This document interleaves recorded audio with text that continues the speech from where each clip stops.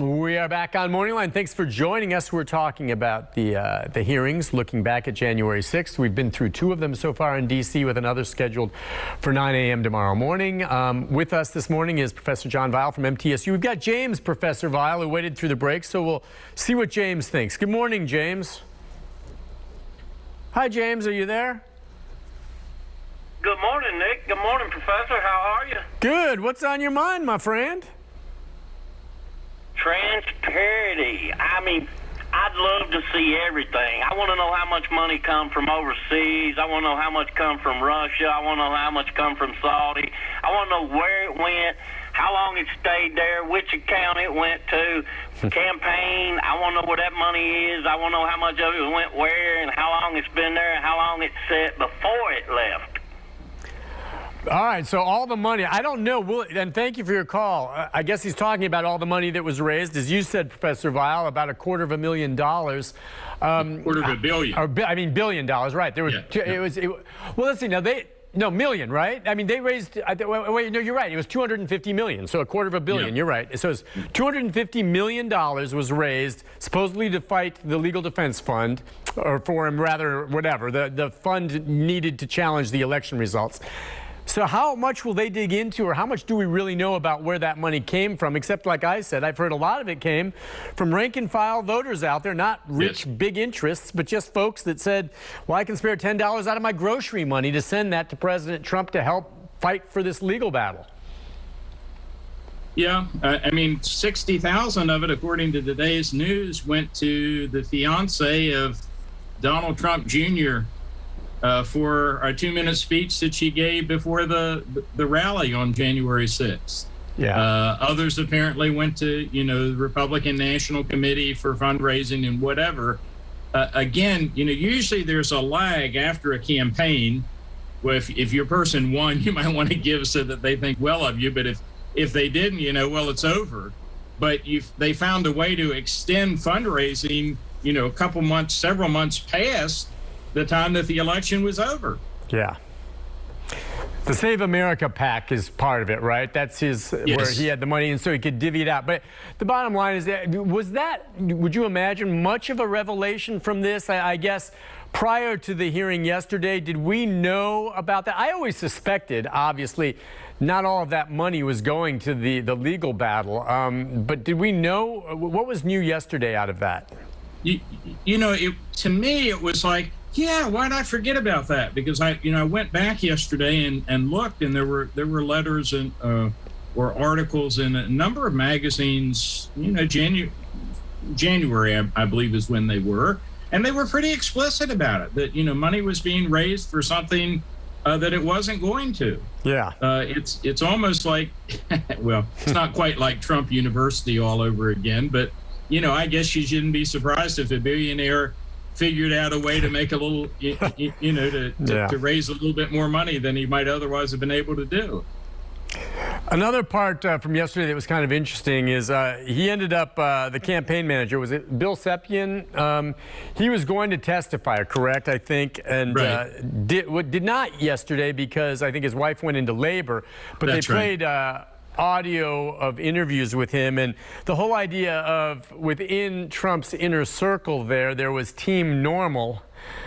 And then, well, I guess Giuliani, who we heard testimony to yesterday, that they all believed that he was drunk when he was telling the president just to go ahead and declare he was the winner.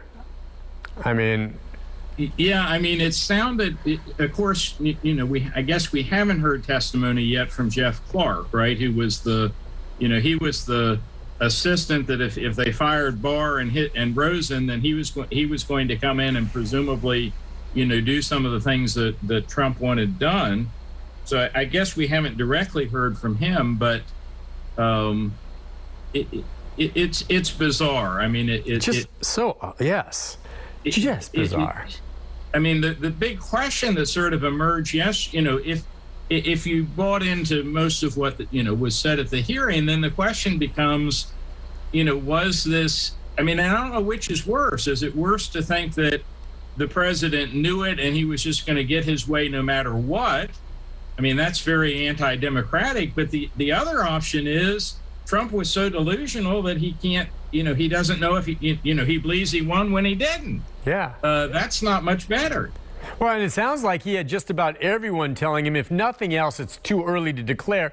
And he ends up listening to what one person described as a drunk Giuliani. Well, and again, that part I had not heard before yesterday about the drunkenness. I think Giuliani drunk and Giuliani sober are probably not much different, to tell you the truth. That sounds like an unkind thing to say, but nonetheless, I think he would have given the same advice whether he was drunk or sober. Yeah. Giuliani's to me, he's almost one of those tragic Greek figures that, he did in my judgment, such a fine job after 9/11 and, unifying people and consoling people and going to the funeral of the victims and, then ran for president, didn't succeed and, hooked himself to a star and, just can't seem to get past that.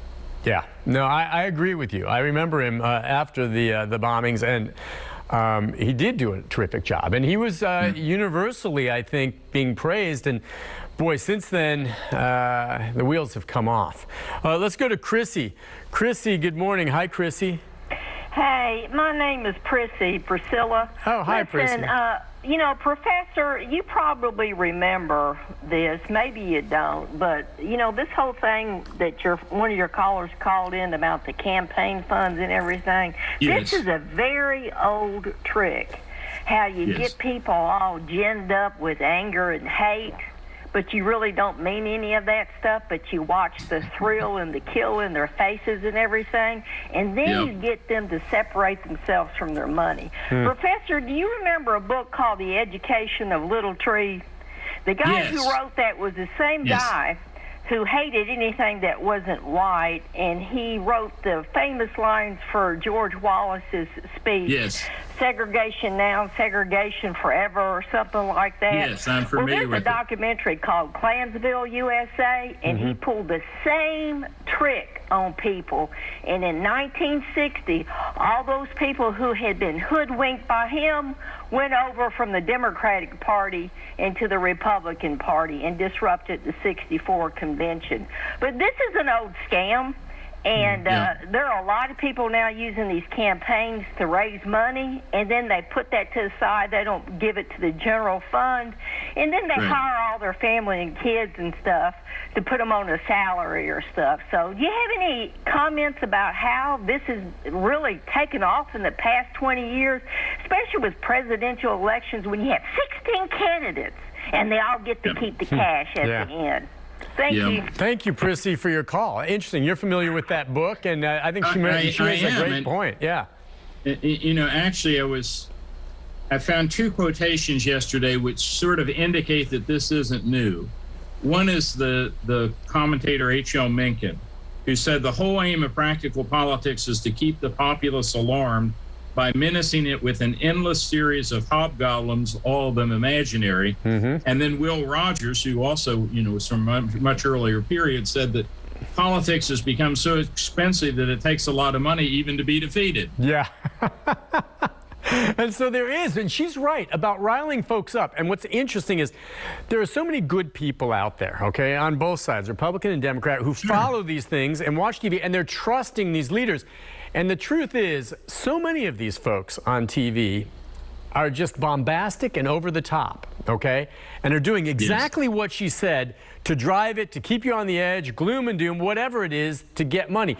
And the truth is, if you were to run into them and sit next to them on an airplane or be in a restaurant with them, their core beliefs are probably still there. But you were to talk to them, they're completely different than they are on TV. And the general public doesn't necessarily realize, just the way there's a performance art to this. Yes. To get money, and she is dead on, I think, on that.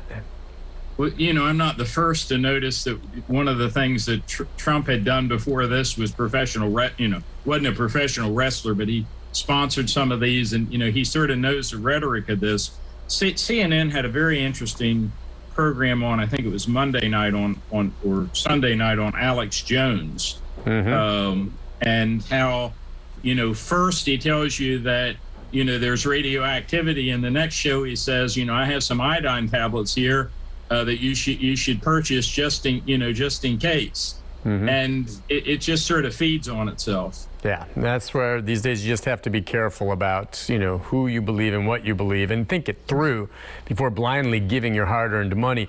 Another part of this that came out yesterday, certainly, and over the last 2 days, but yesterday, we heard a lot from Bill Barr, okay? And, yes. The Attorney General, and kind of the frustration for some, one way or the other, as you hear it, is, he's saying all these things now, but he sure didn't when it was happening. But I mean, Barr's statements, when he went up there, all the different things that he used to describe the president, from, to crazy, to out of touch, to all of this, and saying, I just can't believe if he actually, truly is buying into this. That was fairly damning, but I was watching that thinking, boy, if you really felt this way, we're hearing it now, but you sure didn't do it back then, did you? Well, I think he actually did on this one. I think he did not when it came to the Mueller hearings. Yeah. In my judgment, his summary of what the Mueller report said was not really in accord with what the Mueller report said. But it sounds like on this one, now, if you remember, he said there was almost a month, I think November to December, where he didn't even talk to Trump. Yeah. And when he finally did it, when you call something BS to the president's face, that's about as forward as you could get in those circumstances. And he seemed ready. If I understand it, he and Rosen and a number of other people in the Justice Department were apparently ready to step down, in the case that the president pushed forward with this. And that, would have been similar to the so-called Saturday Night Massacre during the Watergate scandal, where, these resignations led the country to say, well, there might, all these people who were appointed by the president think something is wrong, then maybe we ought to look into it. Right. Okay, listen, as we go to the break, is a group of campaign professionals and others who were all around the president with the same message, telling him, quote, the outlook was bleak, he should not declare victory on election night, that he was going to lose, and that his election fraud claims were, as Bill Barr said, quote, bogus and silly, idiotic, stupid, complete nonsense, crazy stuff. All of that, his words, and that Barr said that the claims were bull hockey and doing a great disservice to the country. And these are people all around him telling this. These are not Democrats saying this. These are Republicans and his inner circle, loyal supporters saying this. And so some people are going to discount and say maybe these hearings are slanted a certain way and the Democrats are putting on, well, there's no getting around what you're hearing from some of these folks who, these are the words of the very supporters of the president. I don't know how you just say, well, there's a bunch of baloney. Come on. Yeah. We'll take a break. We'll be back with more calls, more of our conversation with the professor right after this. This is a